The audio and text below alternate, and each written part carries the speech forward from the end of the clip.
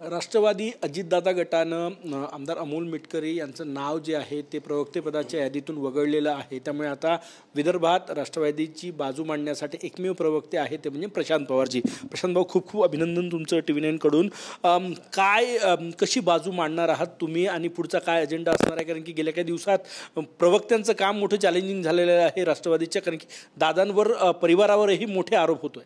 मी सगळ्यात पहिले अजितदादा, माननीय प्रफुल्लभाई पटेल, सुनील तटकरे साहेब आणि आमचे निरीक्षक राजेंद्र जैन साहेब यांचं मी मनापासून आभार मानतो की त्यांनी मला या पोस्टवर परत नियुक्त करण्याचा म्हणजे नियुक्ती केलं।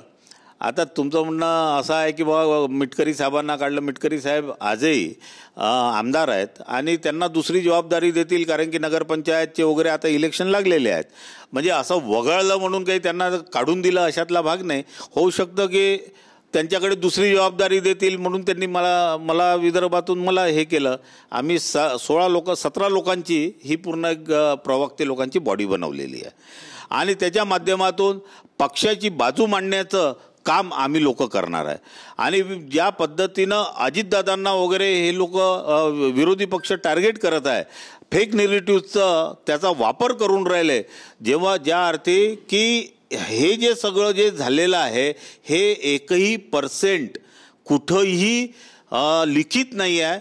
आणि अजितदादांनी सुद्धा सांगितलेलं आहे की हे जबरदस्ती काहीतरी कोणीतरी हे चालवत आहे, म्हणून आम्ही त्याचा कसा समाचार घ्यायचा त्याकरता आज मुंबईला बैठक आहे। त्या बैठकीमध्ये सगळे प्रवक्ते आम्ही ठरवणार आहे। अजितदादांना टार्गेट केलं जात आहे तुम्ही असं म्हणतायत, का टार्गेट केलं जात आहे? प्रकरण निघालं म्हणून विरोधक ते कागद घेऊन बोलत आहेत। तुम्ही मगाशी बोलता बोलले की दादा मोठे उमेदवार आहे भविष्याच्या काळात म्हणून हे होतं। दादा ह्या महाराष्ट्राच्या जनतेचं गळ्यातलं ताईत आहे बरं।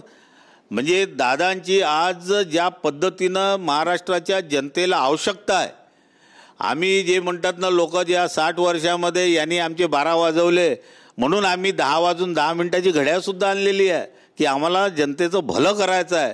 आणि त्याच्याकरता म्हणून दादांना हे लोक टार्गेट करत आहेत।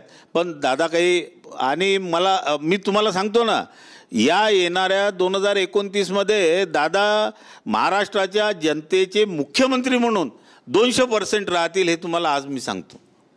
मला एक सांगा, तुमची आज बैठक आहे, काय निर्णय होणार आहे बैठकीमध्ये, काय ठरणार? आता तिथे गेल्यानंतर काय निर्णय होतात, कसं बोलायचं, कसं आपल्याला आपल्या पक्षाचं बाजू मांडायची, काय मांडायची, फेक नेरेटिव्हला कसं दाबायचं, हे माननीय तटकरे साहेबही आहेत, बहुतेक प्रफुल्ल भाई पण राहतील, दादा पण राहतील, आमदार आहेत बाकीचे, तर सगळे मिळून आम्ही ठरवते। तुम्ही म्हटले की 29ला दादा मुख्यमंत्री पदाचे चेहरा असेल, त्याच्यामुळे हे टार्गेट करतायत। महायुती झाली तर कसं होईल?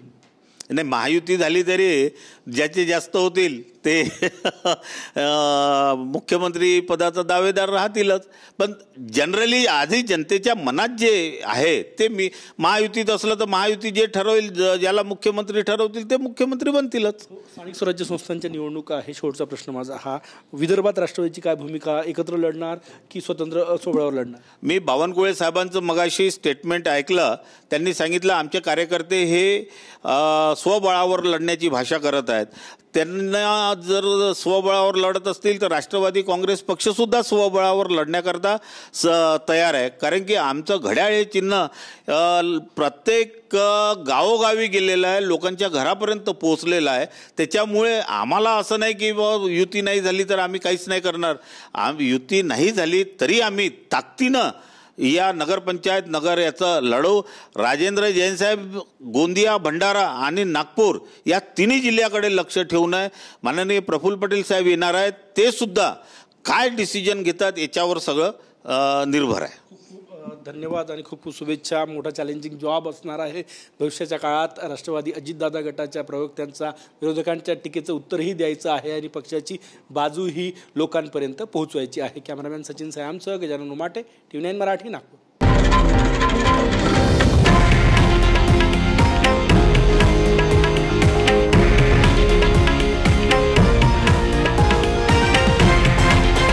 हे आहे देशातील नंबर 1 न्यूज नेटवर्क आणि आपण पाहत आहात TV9 मराठी, एकमेव.